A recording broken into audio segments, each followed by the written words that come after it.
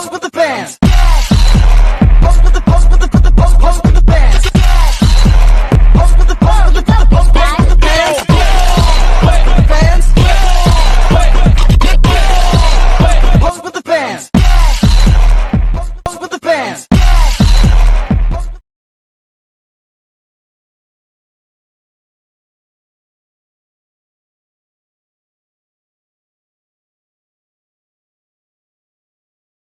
Sejarah akuntansi. Pada tahun 1494, Lucas Pacioli, ilmuwan dari Italia, menerbitkan buku yang berjudul Summa de Arithmetica Geometrica Protoni e Protoniola, yang berisi tentang sistem tata buku berpasangan atau bahasa Inggrisnya double entry. Lucas Pacioli adalah bapak akuntansi. Pada abad 18-19 terjadi revolusi industri yang menyebabkan akuntansi berkembang sampai ke Amerika. Saat itu sistem akuntansi lebih dikenal dengan istilah Anglo-Saxon, menggantikan sistem kontinental. Pada penjajahan Belanda, akuntansi berkembang di Indonesia karena saat itu Belanda menggunakan akuntansi dalam pembukuan.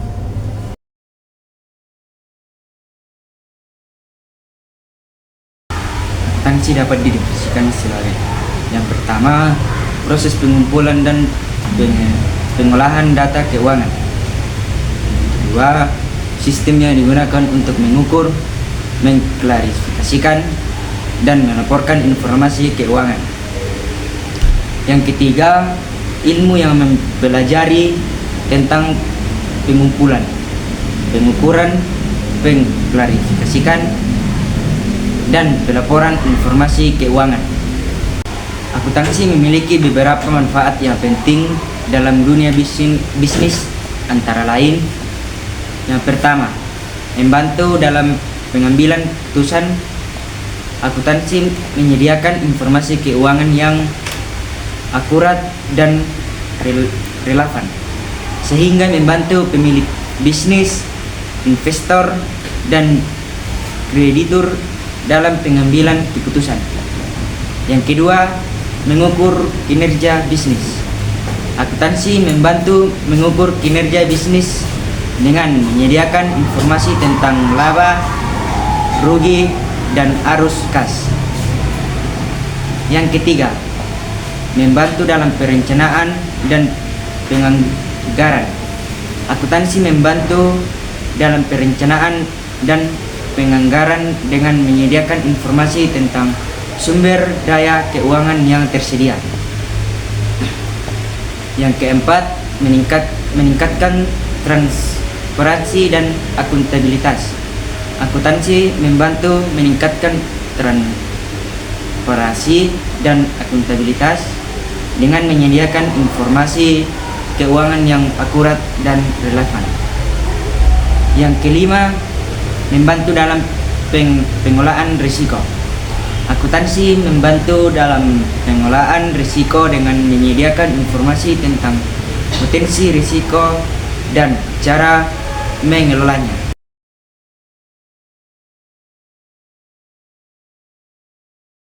Yang pertama, saya akan menjelaskan tentang investor. Investor juga biasa disebut dengan modal atau pelabur. Nah, investor adalah suatu individu, baik lembaga, yang menanamkan modalnya untuk mendapatkan keuntungan bagi masa depannya.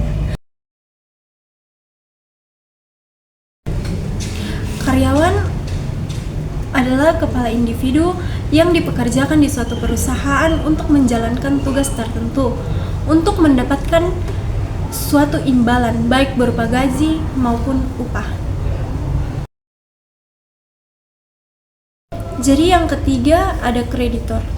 Kreditor adalah pihak baik individu maupun lembaga yang memberikan pinjaman kepada suatu perusahaan atau organisasi. Yang keempat ada pemasok dan kreditor. Adalah kedua pihak berbeda, meski keduanya berkaitan dengan utang dan kewajiban perusahaan. Yang kelima adalah pelanggan. Pelanggan adalah pihak atau individu yang membeli barang dan jasa dari suatu bisnis. Pelanggan merupakan pendapatan utama karena melakukan transaksi.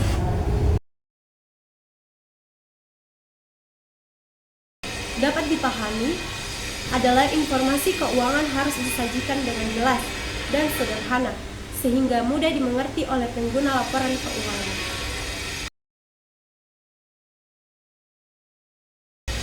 Relevan adalah informasi keuangan harus berguna untuk membantu pengguna dalam membuat keputusan ekonomi.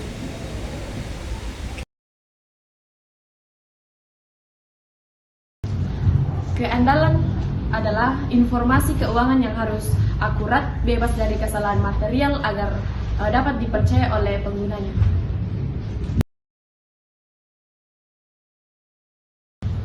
Dapat diperbandingkan adalah informasi keuangan harus disajikan secara konsisten sehingga kemungkinan pengguna membandingkan kinerja keuangan.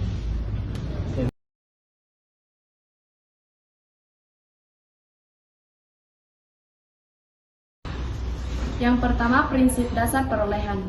Prinsip dasar perolehan adalah yang mengharuskan pencatatan harga peroleh pada aset modal dan biaya. Prinsip ini dikenal sebagai historical cost principle atau the cost principle.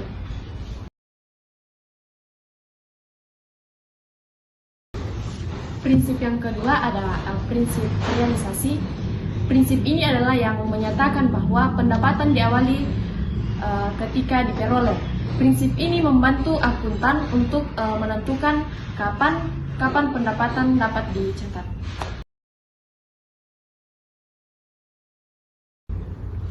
Prinsip yang ketiga ada prinsip objektivitas, di mana prinsip ini adalah yang menyatakan bahwa laporan keuangan harus didasarkan pada bukti dan tidak bias. Prinsip ini bertujuan untuk memastikan bahwa laporan keuangan bebas dari pengaruh pribadi dan opini.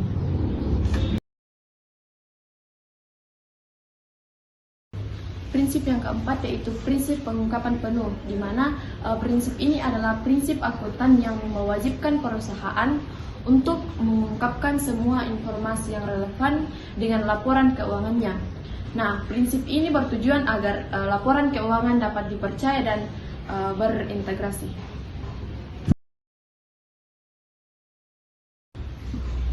Prinsip yang kelima yaitu prinsip konsekuensi. Nah, prinsip ini adalah prinsip yang mewajibkan perusahaan untuk menggunakan metode akuntansi yang sama dari tahun ke tahun. Prinsip ini memastikan bahwa laporan keuangan perusahaan dibuat secara konsisten dan tidak berubah-ubah.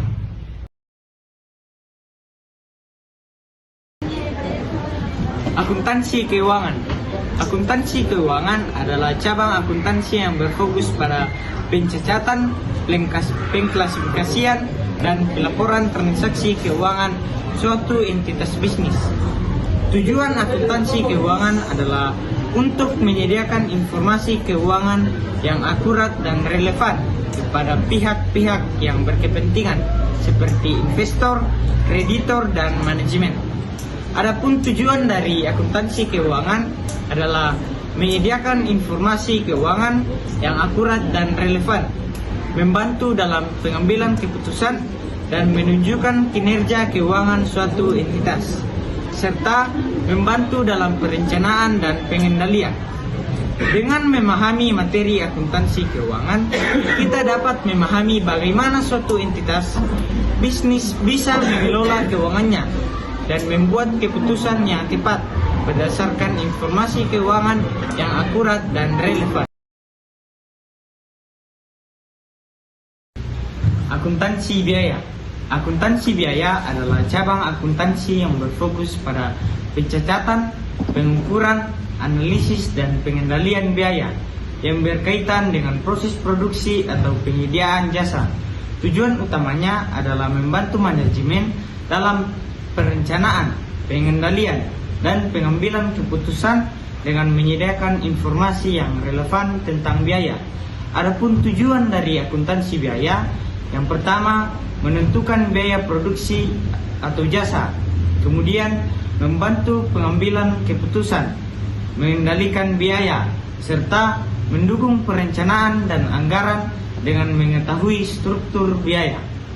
Akuntansi biaya adalah alat penting bagi perusahaan untuk mencapai efisiensi operasional, memastikan profesionalitas, dan meningkatkan daya saing di pasar.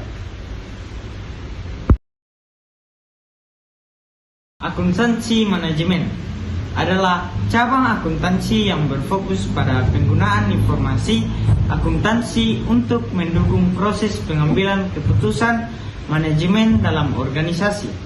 Akuntansi manajemen digunakan untuk membantu manajer dalam perencanaan, pengorganisasian, dan pengawasan kegiatan bisnis. Tujuan dari akuntansi manajemen yaitu membantu manajer dalam pengambilan keputusan yang strategis, meningkatkan efisiensi dan efektivitas operasional, membantu dalam perencanaan dan pengangguran, meningkatkan kontrol dan pengawasan keuangan. Dalam keseluruhan, akuntansi manajemen merupakan alat penting bagi manajer untuk membuat keputusan yang strategis serta meningkatkan kinerja bisnis. Akuntansi pemeriksaan atau auditing adalah proses sistematis untuk memeriksa dan mengevaluasi catatan keuangan dan operasional suatu entitas seperti perusahaan organisasi untuk memastikan bahwa catatan tersebut akurat, lengkap, dan sesuai dengan standar akuntansi yang berlaku. Tujuan dari akuntansi pemeriksaan adalah membuktikan keakuratan dan keandalan catatan keuangan, kemudian mengevaluasi efektivitas sistem pengendalian internal, membantu dalam pengambilan keputusan investasi dan kredit, kemudian meningkatkan kepercayaan stakeholder terhadap entitas. Akuntansi perpajakan. Akuntansi perpajakan adalah cabang akuntansi yang berfokus pada pengelolaan dan pelaporan pajak. Akuntansi perpajakan memperlibatkan analisis, perencanaan, dan pelaporan pajak untuk individu, bisnis, dan organisasi lainnya. Adapun tujuan dari akuntansi perpajakan yaitu memastikan kepatuhan terhadap peraturan pajak, kemudian mengoptimalkan pengelolaan pajak untuk mengurangi beban pajak, membantu dalam perencanaan keuangan dan strategis bisnis. Dalam keseluruhan, akuntansi perpajakan merupakan bagian penting dari akuntansi yang membantu individu dalam berbisnis dan mengelola dan melaporkan pajak dengan efektif dan efisien.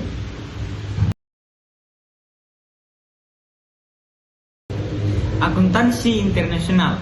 Akuntansi internasional adalah cabang akuntansi yang berfokus pada prinsip-prinsip dan praktik akuntansi yang digunakan dalam lingkungan bisnis global. Akuntansi internasional melibatkan analisis dan aplikasi standar akuntansi internasional seperti International Financial Reporting Standard (IFRS) dalam konteks bisnis internasional. Tujuan akuntansi internasional meningkatkan transparansi dan komparabilitas laporan keuangan antar negara, memfasilitasi investasi dan perdagangan internasional, meningkatkan efisiensi dan efektivitas dalam pengelolaan keuangan global. Dalam keseluruhan, akuntansi internasional merupakan bidang yang paling penting dalam dunia bisnis global karena membantu perusahaan dan investor memahami menganalisis laporan keuangan dalam konteks internasional.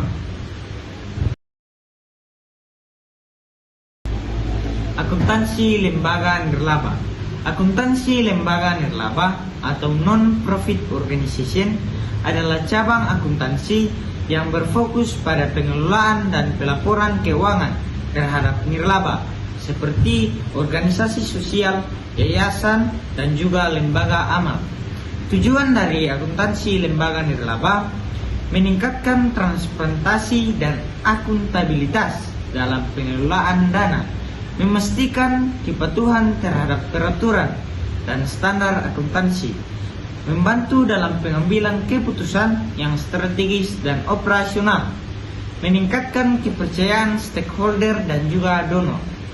Dalam keseluruhan, akuntansi lembaga nirlaba memiliki peran penting dalam memastikan pengelolaan dana yang transparan dan akuntabel, serta membantu lembaga nirlaba dalam mencapai tujuan sosial dan misinya.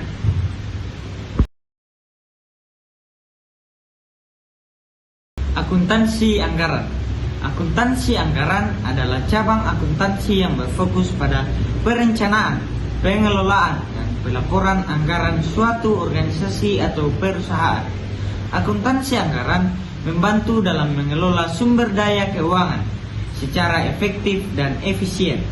Tujuan dari akuntansi anggaran membantu dalam perencanaan keuangan jangka pendek dan jangka panjang, mengelola sumber daya keuangan secara efektif dan efisien, meningkatkan kontrol dan pengawasan keuangan, membantu dalam pengambilan keputusan yang strategis.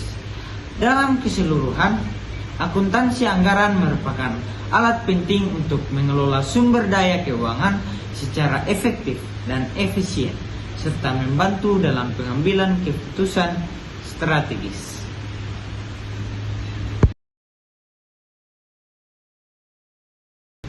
Akuntansi sektor publik. Akuntansi sektor publik atau public sector accounting adalah cabang akuntansi yang berfokus pada pengelolaan dan pelaporan keuangan pemerintah dan lembaga-lembaga politik lainnya. Akuntansi sektor publik memiliki tujuan untuk memastikan transparansi, akuntabilitas, dan efisien dalam pengelolaan keuangan publik. Tujuan akuntansi sektor publik memastikan transparansi dan akuntabilitas dalam pengelolaan keuangan publik, meningkatkan efisiensi dan efektivitas dalam pengelolaan keuangan publik, memastikan kepatuhan terhadap peraturan dan standar akuntansi, membantu dalam pengambilan keputusan yang strategis dan operasional. Dalam keseluruhan, akuntansi sektor publik memiliki peran penting dalam memastikan pengelolaan keuangan publik yang transparan, akuntabel, dan juga efisien.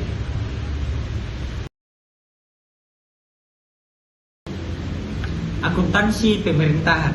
Akuntansi pemerintahan adalah sistem akuntansi yang digunakan oleh pemerintah untuk mengelola dan melaporkan keuangan negara.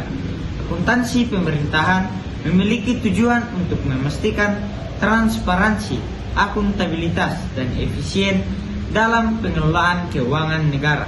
Tujuan dari akuntansi pemerintahan memastikan transparansi dalam pengelolaan keuangan negara, meningkatkan akuntabilitas dalam pengelolaan keuangan negara, meningkatkan efisiensi dalam pengelolaan keuangan negara, serta memastikan kepatuhan terhadap peraturan dan standar akuntansi. Dalam keseluruhan, akuntansi pemerintahan memiliki peran penting dalam memastikan pengelolaan keuangan negara yang transparan, akuntabel, dan efisien. Sistem akuntansi. Sistem akuntansi adalah suatu sistem yang dirancang untuk mengumpulkan, mengklasifikasikan, mengelola, dan melaporkan informasi keuangan suatu entitas seperti perusahaan, organisasi. Sistem akuntansi memiliki beberapa komponen yang saling terikat untuk mencapai tujuan tersebut. Komponen sistem akuntansi yang pertama, pengumpulan data. Mengumpulkan data keuangan dari berbagai sumber seperti transaksi penjualan, pembelian, dan lain-lain. Pengklasifikasian. Mengklasifikasikan data keuangan ke dalam kategori-kategori yang sesuai seperti aset, liabilitas, ekuensi, pendapatan, dan biaya. Pengelolaan. Mengelola data keuangan untuk menghasilkan informasi keuangan yang relevan seperti laporan laba rugi, neraca, dan laporan arus kas. Yang keempat, pelaporan melaporkan informasi keuangan kepada pihak-pihak yang berkepentingan seperti pemilik, investor, atau kreditor. Dan ada pun juga manfaat sistem akuntansi. Yang pertama, meningkatkan efisiensi.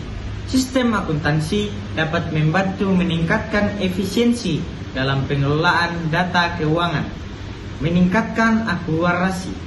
Sistem akuntansi dapat membantu meningkatkan akurasi dalam pengelolaan data keuangan. Yang ketiga, meningkatkan transparansi. Sistem akuntansi dapat membantu meningkatkan transparansi dalam pengelolaan data keuangan. Yang keempat, membantu dalam pengambilan keputusan. Sistem akuntansi dapat membantu dalam pengambilan keputusan dengan menyediakan informasi keuangan yang relevan.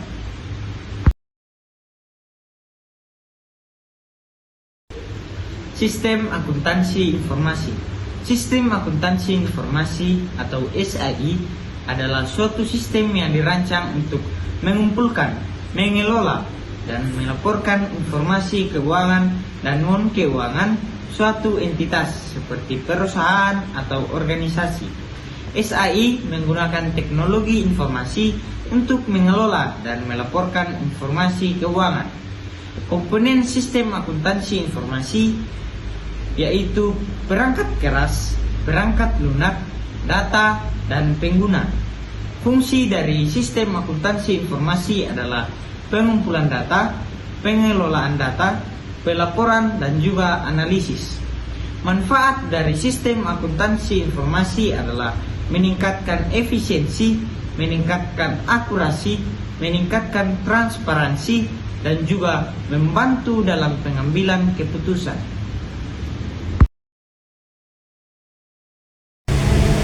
Akuntan perusahaan adalah akuntan yang bekerja di dalam perusahaan dan bertanggung jawab untuk mengelola keuangan perusahaan. Berikut beberapa tanggung jawab akuntan perusahaan. Yang pertama itu adalah mengelola akuntansi dan keuangan perusahaan. Yang kedua, membuat laporan keuangan seperti neraca, laporan laba rugi, dan laporan arus kas. Yang ketiga itu mengelola anggaran dan perencanaan keuangan perusahaan. Yang keempat, menganalisis kinerja keuangan perusahaan dan memberikan rekomendasi untuk perbaikan. Yang kelima, mengelola pajak perusahaan termasuk perhitungan pajak, pelaporan pajak, dan perencanaan pajak. Yang keenam, mengelola hubungan dengan bank dan lembaga keuangan lainnya.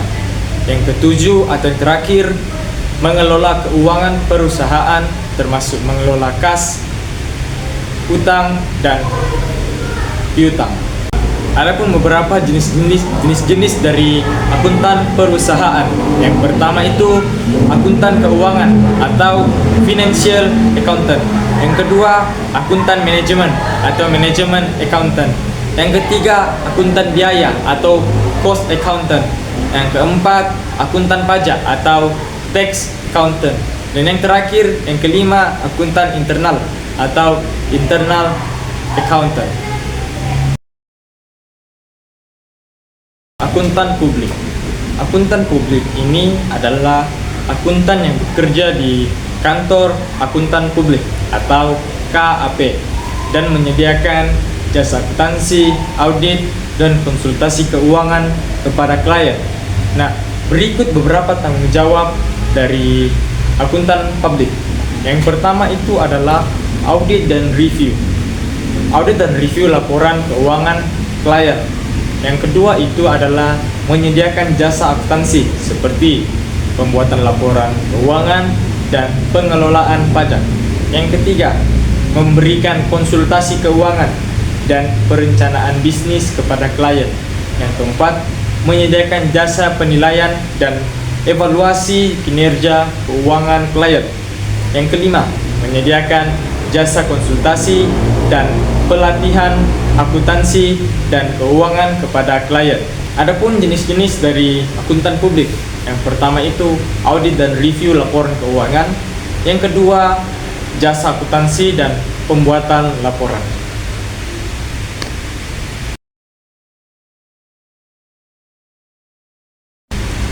Akuntan pemerintah.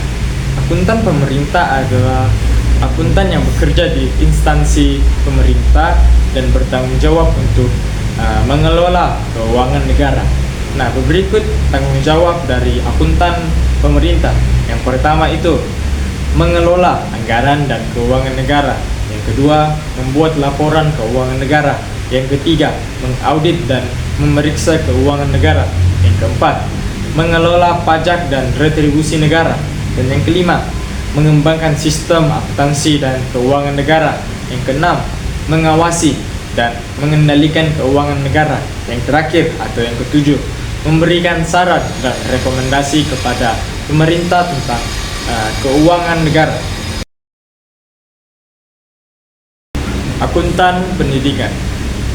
Nah, akuntan pendidikan ini adalah akuntan yang bekerja di institusi pendidikan seperti sekolah, universitas, atau lembaga pendidikan lainnya.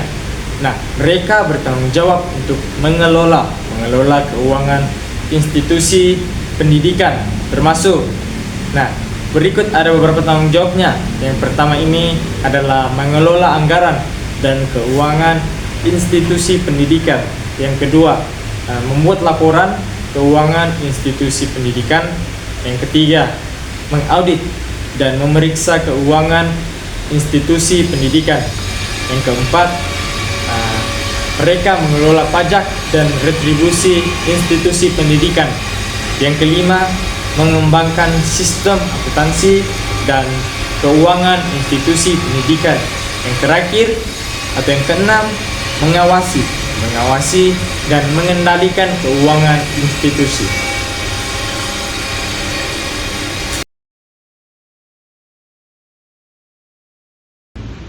Standar auditing akuntan adalah pedoman yang digunakan oleh auditor yang melaksanakan audit laporan keuangan secara objektif, independen, dan profesional. Di Indonesia, standar ini diatur oleh Ikatan Akuntansi Indonesia atau IAI standar melalui Standar Auditing Indonesia atau SAI yang mengacu pada International Standards on Auditing atau ISA dari IAASB. Dan ada pun juga tujuan standar auditing. Yang pertama itu memberikan pedoman bagi auditor dalam menjalankan audit. Yang kedua, menjamin kualitas audit yang menghasilkan opini yang dapat dipercaya mengenai laporan keuangan. Yang ketiga, menjaga independensi auditor dalam memberikan opini. Dan ada pun juga jenis opini audit. Yang pertama itu wajar tanpa pengecualian. Yang kedua, wajar dengan pengecualian. Dan yang ketiga, tidak wajar. Dan yang keempat, penolakan opini. Nah, secara kesimpulan, standar ini auditor dapat memberikan opini yang dapat diandalkan dan menjaga transparansi serta akuntabilitas laporan keuangan.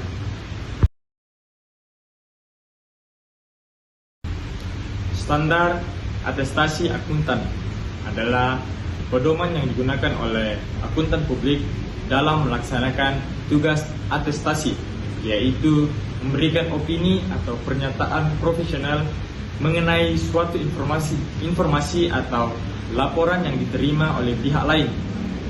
Nah, tujuan dari atestasi adalah untuk meningkatkan kredibilitas informasi yang disampaikan kepada pihak yang membutuhkan seperti investor, kreditor, dan regulator.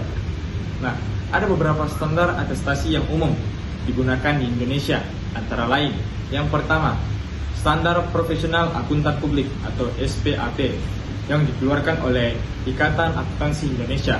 Yang kedua, Standar Internasional untuk Pekerjaan Atestasi atau ISAI yang dikeluarkan oleh International Auditing and Assurance Standard Board atau IAASB. Dan yang ketiga, standar audit yang mengatur bagaimana proses audit yang harus dilakukan untuk memberikan opini tentang laporan keuangan.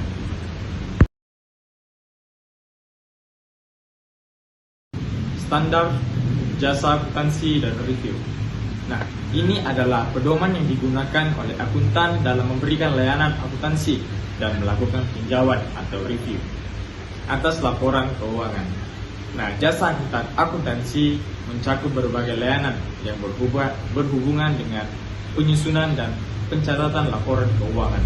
Sementara review adalah tinjauan yang dilakukan oleh akuntan atas laporan keuangan untuk memberikan tingkat keyakinan yang lebih rendah dibandingkan dengan audit.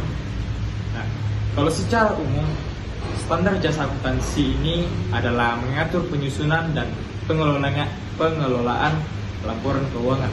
Sementara review mengatur prosedur dan pedoman dalam melakukan tinjauan atas laporan keuangan.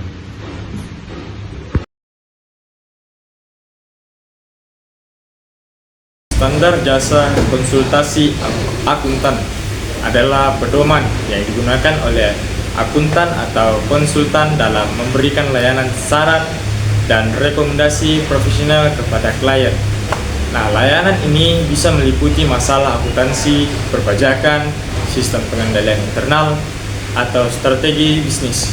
Dan adapun standar utama dalam jasa konsultasi akuntan ini, yang pertama itu standar profesional akuntan atau SPAP. Ini adalah yang mengatur tentang etika, integritas, dan objektivitas dalam memberikan layanan konsultasi. Yang kedua itu standar internasional yang memberikan pedoman untuk jasa konsultasi yang sesuai dengan prinsip independensi dan objektivitas. Yang ketiga, kode etik profesional mengatur prinsip-prinsip seperti objektivitas, kerahasiaan, kompetensi, dan perilaku profesional yang harus diikuti oleh akuntan dalam memberikan jasa konsultasi. Nah, yang keempat, jenis konsultasi. Yang pertama, konsultasi perpajakan, saran terkait perencanaan pajak dan kepatuhan perpajakan. Yang kedua, konsultasi manajemen, rekomendasi terkait pengelolaan bisnis dan strategi perusahaan. Yang ketiga, konsultasi keuangan, saran tentang pengelolaan investasi, keuangan, perusahaan, dan restrukturisasi utang. Yang kelima, independensi objektivitas. Nah, di sini akuntan harus menjaga independensi agar tidak terpengaruh oleh konflik kepentingan saat memberikan saran atau rekomendasi. Yang keenam atau yang terakhir itu adalah dokumentasi. Semua saran dan rekomendasi harus didokumentasikan dengan jelas sebagai bukti dari konsultasi yang dilakukan. Nah, kalau dapat disimpulkan, standar ini memastikan bahwa konsultasi yang diberikan harus akurat, profesional, dan sesuai dengan regulasi yang berlaku. Standar pengendalian mutu akuntan. Ini adalah pedoman yang digunakan oleh akuntan atau firma akuntansi untuk memastikan kualitas tinggi dalam layanan yang mereka berikan seperti audit, akuntansi, dan konsultasi. Tujuan utamanya adalah untuk menjaga profesionalisme, kepatuhan terhadap peraturan, dan reputasi profesi akuntansi. Nah, adapun unsur utama pengendalian mutu. Yang pertama itu adalah etika dan integritas. Ini adalah menjaga etika dan mencegah konflik kepentingan. Yang kedua, pengawasan kualitas, memantau pekerjaan akuntan untuk memastikan sesuai standar. Yang ketiga itu rekrutmen dan pelatihan. ini memastikan akuntan kompeten dan terus diperbarui dengan perkembangan terbaru. Yang keempat, pengelolaan risiko, mengidentifikasi dan mengelola risiko dalam pekerjaan akuntansi. Dan yang terakhir, independensi, menjaga independensi akuntan agar objektif dalam memberikan opini. Nah, adapun standar yang digunakan di Indonesia diatur oleh Ikatan Akuntansi Indonesia atau IAI melalui Standar Pengendalian Mutu Akuntan Publik atau SPAP. Secara internasional diatur oleh International Standard on Quality Control atau ISQC 1 dari IAASB. Dapat disimpulkan, standar ini memastikan bahwa pekerjaan akuntan dilakukan dengan kualitas yang tinggi, objektif, dan sesuai peraturan.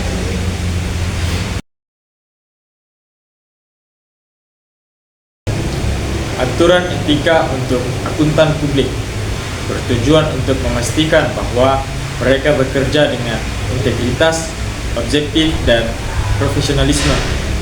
Di Indonesia, aturan ini diatur oleh Ikatan Akuntansi Indonesia atau IAI, sementara di tingkat internasional oleh IFAC melalui International Ethics Standards Board for Accountants atau IASBA.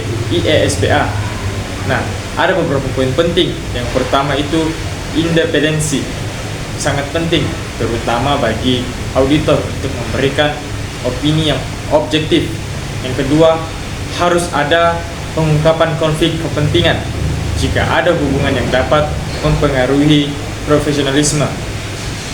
Yang ketiga, pengawasan terhadap perilaku etika akuntan publik dilakukan oleh badan pengawas seperti Ikatan Akuntansi Indonesia.